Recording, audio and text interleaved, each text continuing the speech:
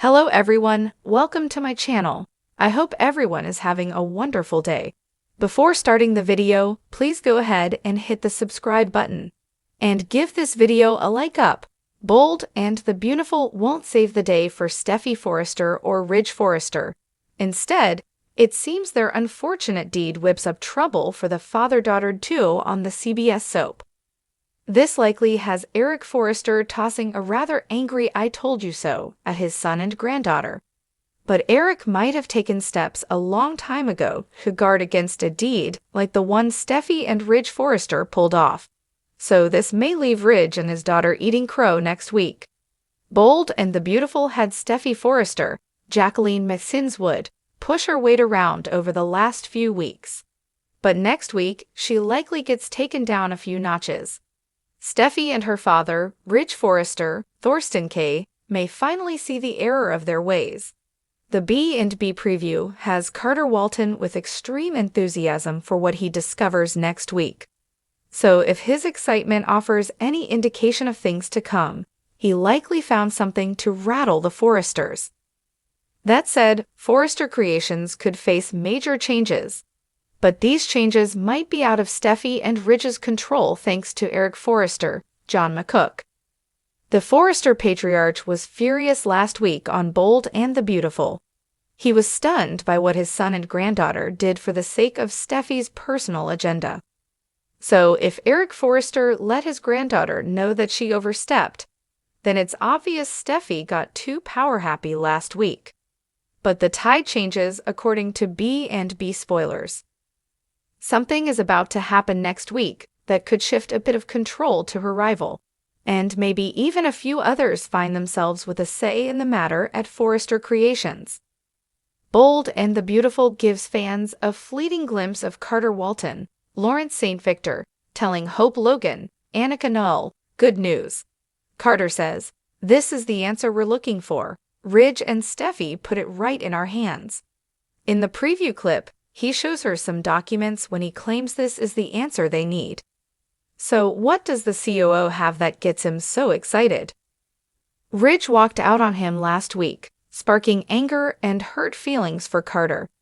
His best friend dismissed his concerns, although Carter did come on strong with Ridge when shooting off his demands. Some fans found the COO's behavior odd. He made demands to Ridge Forrester as if he were the head of the company.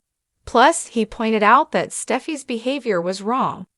But as Ridge's best friend, Carter has to know if you say anything negative about Steffy, Ridge will clap back. So when he condemned her actions, Ridge walked away.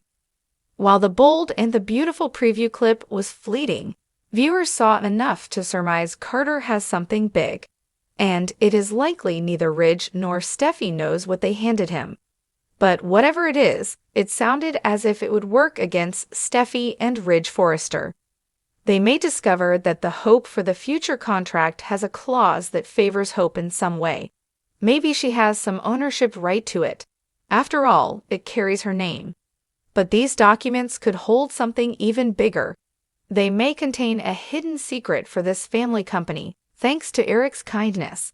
Remember back when Eric Forrester thought his life was over?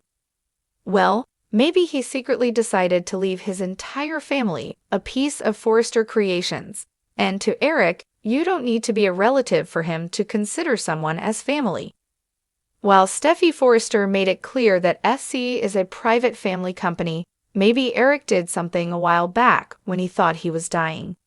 It's possible when he was handed a fatal diagnosis, he dispersed the company into shares for the people he calls family, but are not, like Carter, Brooke, and Hope. If so, then it is possible that Carter's shares and the Logan family shares combined give them some control. Or maybe even an equal amount of control as Steffy and Ridge Forrester. If this is the case, this could give them just as much say in the company as Steffy and Ridge. Last week, Eric Forrester stated that Hope is family when hearing about his granddaughter's deed. He was furious when Steffy fired her. Plus, Bold and the Beautiful offered a few lines from the Forrester daughter. Her scene establishes how Ridge and Steffy's power stems from this private family-owned company. Steffy Forrester threw that in her Tivo's face. But then a few more scenes pointed out who Eric considers part of the family. This included Carter, Hope, and Brooke. So maybe some of the folks who Eric calls his family become disgruntled employees, and they band together. Then they might discover in the documents Carter found that they hold shares in the company. So if this is what the COO discovered in those papers, it would be just what they needed, as he states in next week's preview. While this sounds far-fetched, this is B&B, so anything can happen. But if this is the case, enough folks could get together. Then, if their combined SC shares add up, a takeover might be in the wind. Better yet, for some B&B viewers, this would mean Steffy Forrester and Ridge Forrester see their power unplugged on the CBS soap. The waves crashed softly outside the Forrester Malibu beach house, casting silvery reflections on the tall glass windows. Inside, the glow of evening settled over Steffy Forrester, draped in a silk robe, her long hair cascading like shadows over her shoulders. She held a document, faded, sealed, mysterious. Her father's name, and the seal bore the Forrester family crest, but not the modern one. This one was antique, like something pulled from a hidden vault. Ridge needs to see this, she whispered, but her heart pounded with questions. What secrets lay inside? What could this document reveal that had been buried for decades? As if summoned by destiny, Ridge Forrester himself walked in moments later, the ocean breeze chasing him into the room. He was older now, weathered by betrayals, broken marriages, fashion empires lost and rebuilt. Yet in Steffy's eyes, he was still the man who had built the Forrester name, stone by stone, sketch by sketch. "You look like you've seen a ghost," he said, stepping closer.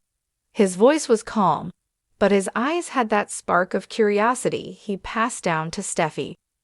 Ridge took it, his fingers hesitating at the edges. The paper was old. The seal crumpled as he broke it open. "If you're reading this, then something in our family has begun to unravel. What I'm about to confess will change how you see me, but it may also explain why I made certain decisions you never understood. You were always told you were my biological son, but the truth is, your biological father is not me. It is Massimo Marone. I discovered this not long after you were born. I chose not to reveal it. I raised you as mine because love was stronger than blood.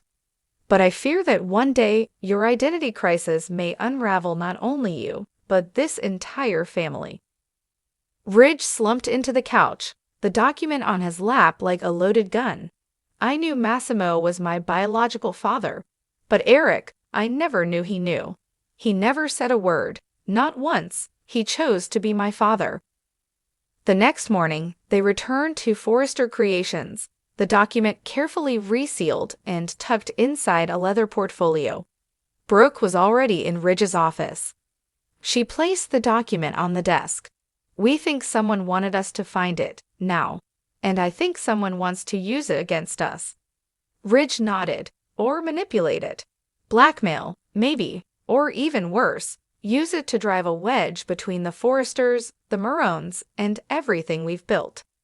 "Absolutely not," Steffy snapped. "That's exactly what they want.